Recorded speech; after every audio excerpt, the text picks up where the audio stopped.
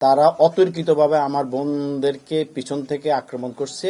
এই আক্রমণটা আমরা ধিক্কার জানাই। আমাদের বোনদেরকে বিভিন্নভাবে হেনস্থা করা হয়েছে, আমাদের নমিনিকে বিভিন্নভাবে হেনস্থা করা হয়েছে, নমিনির নামে বিভিন্ন গালিগালাজ করা হয়েছে। আমরা এর তীব্র নিন্দা জানাচ্ছি। যেখানে আমার মা বোন এলাকায় নির্বাচনী গণসংযোগ করতে নিরাপদ বোধ করছে না, আপনারা লেভেল প্লেইং ফিল্ডের দিকে নজর দিন। জামাতের সকল নেতাকর্মী বিভিন্ন সময়ে তাদের ক্লাস্টার বেশ সময় বেঁধে তারা নির্বাচনী গণসংযোগ করে। আজকে দুপুর 12:30টার পর থেকে আমাদের মহিলা টিম তাদের নিয়মিত দাওয়াতি কাজে অংশগ্রহণ করার জন্য আমাদের উত্তর মুরাদপুর ডিপটির গলির খলিল মসজিদের সামনে একটা বাড়িতে ওনারা গণসংযোগে যায়। গণসংযোগে আমাদের 3 জন সদস্য ছিলেন। আমাদের আজকে যে বোন আহত হয়েছে, এখন গুরুতর অবস্থা, চিকিৎসাধীন আছেন। উনি একটু বয়স্ক হওয়ার কারণে উনি নিচে ছিলেন। ওনার সাথে ওনাদের সহকর্মী বিল্ডিংয়ের 6তলা বিল্ডিংয়ের উপরে উঠছে। তারা দাওয়াতি কাজ করে নিচে নামার পরে আমাদের এই বোনকে দেখতে পায়নি। বোনেরা যখন উপর থেকে নিচে নামলো, বোনকে না পেরে তারা এদিক সেদিক খুঁজতেছে। তারা সম্ভবত মনে করেছে আমাদের বোন কোনো বাড়িতে দাওয়াতির উদ্দেশ্যে গিয়েছে।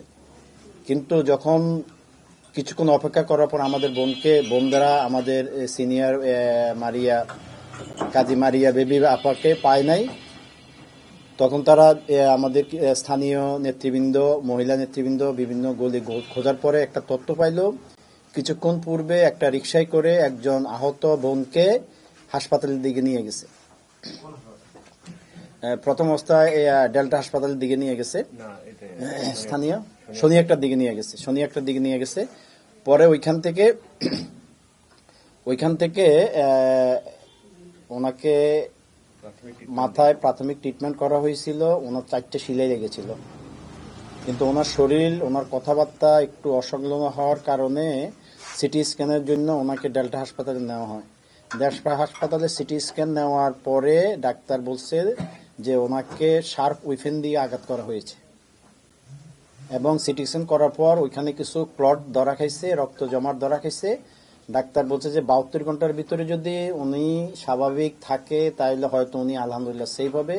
যদি এর ভিতরে কোনো নতুন জটিলতা তৈরি হয়, কোনো বমি আসে, কোনো ঝিমানি আসে, তাহলে ওনার বিপদের দিকে যাবে। আমরা গভীর দুঃখের সাথে জানাচ্ছি যে আমাদের বোন সিটি স্ক্যান করার পরে আমাদের প্রশাসনের লোকজন যখন ইনভেস্টিগেশনে আসছে, বিভিন্ন ভিকটিমের সাথে কথা বলার জন্য যখন ওরা বারবার চাপ দিচ্ছে, আমরা ডেল্টা হাসপাতালে আত্মীয় স্বজনকে বললাম যে ওনাকে যেভাবে হোক অ্যাম্বুলেন্সে করে এলাকায় নিয়ে এসে ডাক্তারের সাথে সাক্ষাৎ করার জন্য। অ্যাম্বুলেন্সে উঠার পরে উনি বমি শুরু করছে। সাথে সাথে ডাক্তার বললো ওনাকে আর কোথাও দিকে মুভ করা যাবে না, ওনাকে সাথে সাথে ঢাকার সুনামগঞ্জ যে একটা হাসপাতালে নিয়ে যাওয়া হয়েছে। এখন উনি ওইখানে ভর্তি আছেন। 24 থেকে 48 ঘন্টা ওনাকে অবজারভেশনে রাখা হয়েছে। আমরা ওনার জীবন নিয়ে সন্দিহান। আমরা এই 52 নম্বর ওয়ার্ড তথা ঢাকা 4 ভিতরে আমাদের বোনরা নির্লসভাবে কাজ করে যাচ্ছে আমাদের প্রার্থীর ক্যান্ডিডেট সৈয়দ জয়নাল আবদিন ভাইয়ের পক্ষে।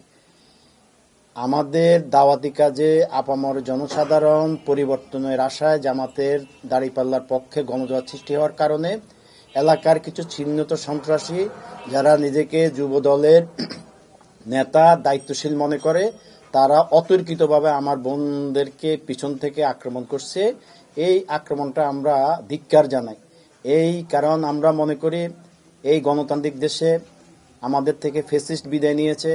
24-এর পরে আমরা যে নতুন বাংলাদেশ পেয়েছি, এই নতুন বাংলাদেশে সবাই তার গণতান্ত্রিক অধিকার নিয়মতান্ত্রিকভাবে পরিচালিত করবে। কিন্তু কিছু লোক নিজেদেরকে সমাজের এখনই এমপি মনে করে, প্রশাসনে মনে করে, সরকারি দল মনে করে, যেভাবে আমাদের বোনদেরকে বিভিন্নভাবে হেনস্থা করা হয়েছে, আমাদের নমিনিকে বিভিন্নভাবে হেনস্থা করা হয়েছে, নমিনির নামে বিভিন্ন গালিগালাজ করা হয়েছে, আমরা এর তীব্র নিন্দা জানাচ্ছি এবং প্রশাসনের কাছে আবেদন করছি, আসো আমাদের এই ঘটনার সুষ্ঠু তদন্ত করে এলাকায় যারা অস্ত্রবাজ আছে, চাঁদাবাজ আছে, যারা সন্ত্রাসী আছে, মাদকের সাথে রিলেটেড, তাদেরকে দ্রুত আইনের আওতায় নিয়ে আসার জন্য আমরা আবেদন করছি।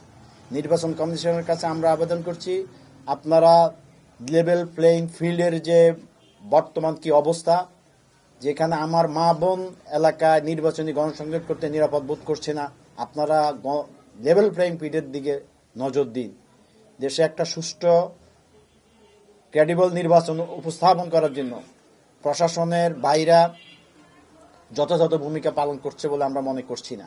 প্রশাসনের বাইদেরকে আরও তৎপর হয়ে এলাকার চিন্তিত সন্ত্রাসী, চাঁদাবাজ, মাস্তানদেরকে যাতে অবিলম্বে গ্রেপ্তার করে সমাজে, এলাকায় এই আমাদের ঢাকা 4 আসনের পরিবেশটাকে সুন্দর রাখে, এটা আমরা আহ্বান জানাচ্ছি। এই পর্যন্ত আমরা মামলা করার প্রস্তুতি নিচ্ছি, যেহেতু ভিকটিমের ছেলে, হাজব্যান্ড সবাই আসলে হাসপাতালে দৌড়াদৌড়ি হওয়ার কারণে, কারণ এই মামলাটা সাধারণত ভিকটিমের পরিবার থেকে হওয়াটাই উচিত। আমরা দলীয়ভাবে কারোর উপরে আমাদের কোনো আক্রোশ নাই, কিন্তু যখন একজন বোনকে আক্রমণ করা হয়েছে তখন তার পরিবারের দায়িত্ব হচ্ছে প্রশাসনের আশ্রয় চাওয়া। যেহেতু ওনারা রোগী অসুস্থ, রোগীকে নিয়ে হাসপাতালে দৌড়াদৌড়ি করছে, এই কারণে এখন আমরা মামলা করি নাই, মামলা করার প্রস্তুতি হচ্ছে ইনশাআল্লাহ।